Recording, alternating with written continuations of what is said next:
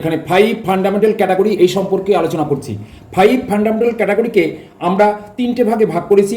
Fundamental category যেগুলোকে আমরা বলবো ওই time, space, energy, matter, personality, এবং সেগুলোকে আমরা যখন সিম্বল ব্যবহার করছি, symbol for the facet, symbol for the facet, এই সিম্বল ফর দ্য ফ্যাসেট যখন দেখাচ্ছি তখন টাইমকে বলছি টি, আর টি দিয়ে ডিনোট করছি, স্পেসকে আমরা এস দিয়ে ডিনোট করছি মানে চিহ্নিত করছি, আর এনার্জিকে আমরা ই দিয়ে চিহ্নিত করছি, এবং ম্যাটারকে আমরা এম দিয়ে চিহ্নিত করছি, এবং পার্সোনালিটিকে পি দিয়ে। এবার এইখানে দেখো প্রত্যেকটা আদ্যক্ষর নিয়ে আমি এখানে দেখিয়ে দিয়েছি পেমস, PMEST, পেমস সংক্ষেপে আমরা পেমস বলি, আর এটাকে বলা হয় 5 ফান্ডামেন্টাল ক্যাটাগরিজ। সাবজেক্টের যখন আমরা অ্যানালিসিস করব তখন এই পেমস ইউজ করে আমরা প্রত্যেকটা ফ্যাসেটকে আলাদা করব, এবং প্রত্যেকটা ফ্যাসেটের জন্য আলাদা আলাদা নাম্বার নিয়ে সিনথেসিস করে আমরা ক্লাস নাম্বার তৈরি করব। পরবর্তী ভিডিওতে সেগুলো দেখাবো।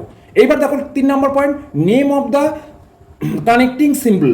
Name of the connecting symbol. এবার আমরা টাইমের ক্ষেত্রে name of the connecting symbol কি বলছি?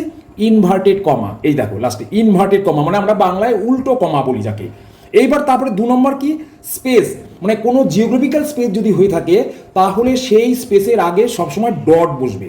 এই ডট চিহ্ন কোনো নাম্বারের আগে যদি ডট চিহ্ন থাকে তখন আমি ধরে নেব সেটা একটা জিওগ্রাফিক্যাল স্পেস। 3 নম্বর হচ্ছে কোলন। এই কোলনটা আমাদের যখন আমরা ফ্যাসেটের এনার্জি ফ্যাসেট বের করবো, এনার্জি ফ্যাসেটের আগে সবসময় কোলন চিহ্ন দিয়ে আমরা একটার সঙ্গে আরেকটা নাম্বার যোগ করব বা কানেক্টিং সিম্বল ব্যবহার করব।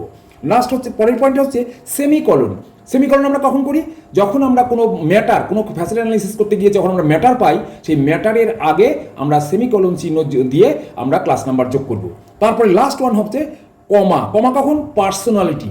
এই পার্সোনালিটির পাশে আমরা আগে কমা চিহ্ন দিয়ে, যেমন মেন ক্লাস, পার্সোনালিটি অনেক সময় সবসময় থাকবে না, পার্সোনালিটির আগে সবসময় কমা বা থাকে না, মাঝে মাঝে থাকে। সেটা আমি পরবর্তী ভিডিওতে বলবো। নির্দিষ্ট কিছু সাবজেক্ট আছে, মেন ক্লাস আছে, তাদের জন্য ফ্যাসেট ফর্মুলা সেইভাবেই তৈরি করে দেওয়া আছে, সেইখানে আমরা কমা ব্যবহার করতে পারি, সব জায়গায় হয় না। যেমন আমরা যদি বলি যে সিস্টেম ফ্যাসেট বা স্পেশাল ফ্যাসেট, মেন ক্লাসে যখন যখন সিস্টেম ফ্যাসেট বা স্পেশাল ফ্যাসেট ব্যবহার করা হবে সেই ক্ষেত্রে পার্সোনালিটির আগে কমা চিহ্ন বসবে।